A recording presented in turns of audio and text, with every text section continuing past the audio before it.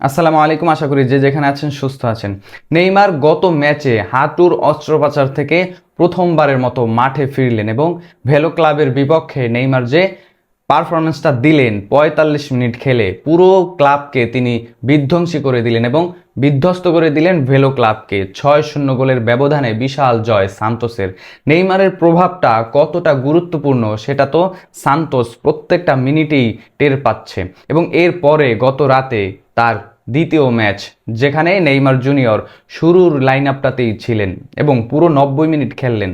এখন প্রশ্ন হচ্ছে, নেইমার আসলে কতটা ফিট, নেইমার কতটা জেদি, নেইমার মাঠে ফেরার জন্য, দলে ফেরার জন্য কতটা আত্মপ্রত্যয়ী, সেই প্রশ্ন এখন সবখানে ঘুরে ফিরে সবার সামনে।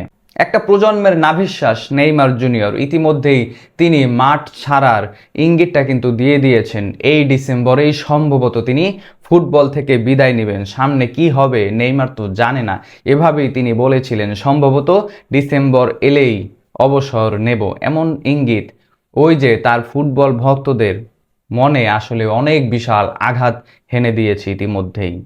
এখন শুধু সেই ভক্তদের, আমার মতো যারা নেইমারের খেলা পছন্দ করেন, তাদের প্রশ্ন একটাই, শেষবারের মতো অন্তত একটা বার নেইমার জাতীয় দলে আসুক এবং শেষবারের মতো শেষ বিশ্বকাপটা খেলে যাক। ব্রাজিলের হয়ে তিনি 2026-এর বিশ্বকাপটা খেলুক।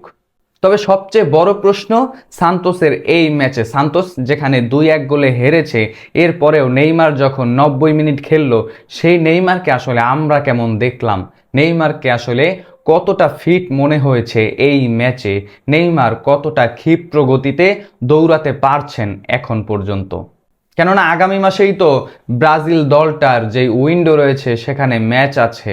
যদি নেইমার সুস্থ হতে পারেন, সেই উইন্ডোতে সম্ভবত কার্লো আনচেলত্তি নেইমারকে বাজিয়ে দেখবেন এবং নেইমারের ফিটনেসটাও তিনি যাচাই করবেন। কেননা এখন পর্যন্ত আনচেলত্তি ব্রাজিল দলটার দায়িত্ব নেওয়ার পর থেকে নেইমারের সাথে আর তার ফুটবল নিয়ে দেখা হয়নি, নেইমারকে স্কোয়াডেও আর ডাকা হয়নি। ডাকবে বলেও নেইমার হুট করেই ছোট্টখাট্ট ইনজুরিতে পড়ে আবারও মাঠ থেকে ছিটকে গিয়েছিলেন। নেইমার যদি ফিট থাকে, কার্লো আনচেলত্তি বাধ্য হবেন নেইমারকে এই স্কোয়াডটাতে রাখতে। তবে এর আগে, বিশ্বকাপের স্কোয়াডের আগে যদি নেইমারের সাথে কার্লো আনচেলত্তির কয়েকটা সেশন হয়, সেটাই হবে সবচেয়ে গুরুত্বপূর্ণ। নেইমার এখন অনেকটাই ফিট। নেইমারকে ক্ষিপ্র গতিতে দৌড়াতে দেখা গিয়েছে উইঙ্গার পজিশন থেকে। কার্লো আনচেলত্তি কিন্তু এভাবেই বলেছিলেন, নেইমারের যেই বয়স, যেই অবস্থা, সেখানে উইঙ্গার হিসেবে খেলার পরিস্থিতি নেইমারের আসলে নেই। নেইমারকে ফলস 9 কিংবা নাম্বার 10 পজিশনেও খেলানো যেতে পারে। নেইমার আসলে ওই জায়গাটাতেই এখন আমার মনে হয় সবচেয়ে বেশি ফিট। কেননা এক পাশে যখন ভিনিসিয়াস জুনিয়র, অন্য পাশে রাফিনহা কিংবা এস্তেভাওরা মাতিয়ে তুলবেন, নেইমার যদি ভালো মানের যেই বল ডেলিভারি তাদেরকে দিতে পারেন, এবং নেইমার সেটা নিঃসন্দেহেই পারবেন। নেইমার চোখ বন্ধ করেই সেই বলগুলো ডেলিভারি দিতে পারবেন। নেইমার এই ম্যাচে ৯০ মিনিট খেলে ৪৩টা সাকসেসফুল পাস কমপ্লিট করেছে, যেখানে তার পার্সেন্টেজটা ৭৩%।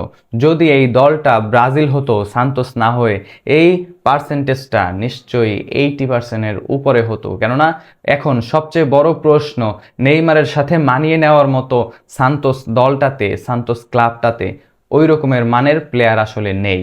অনেক প্রশ্ন ওঠে, নেইমারকে সাকসেসফুল পাস দেওয়া কিংবা নেইমারের পাস বুঝতে পারা, সেই সক্ষমতাই এই দলটাতে যারা রয়েছেন তাদের অতটা নেই।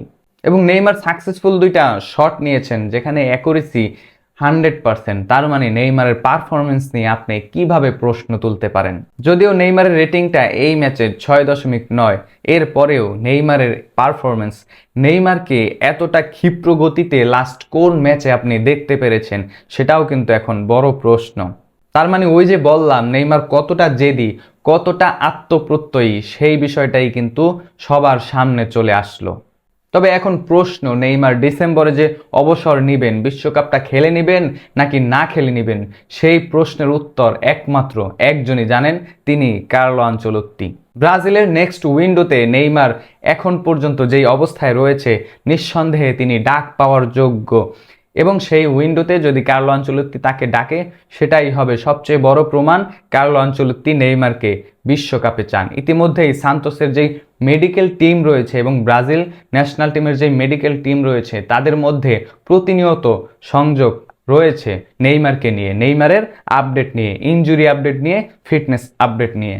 এবং নেইমার যে ইঙ্গিতটা দিয়েছে তিনি এই ডিসেম্বরে অবসর নেবেন, সেটি যেন হয়। তার যেই ভক্তরা রয়েছেন, কোটি ফুটবল ভক্তরা, কোটি নেইমার ফ্যানরা, এখন একটাই আশা তাদের, নেইমার যেন সেই ডিসেম্বরে অবসরটা নেন, কিন্তু ব্রাজিল দলটার হয়ে 2026-এর বিশ্বকাপটা খেলে হেক্সা জয় করেই সবার সামনে সেভাবেই রাজকীয় বিদায়টা তিনি নেন।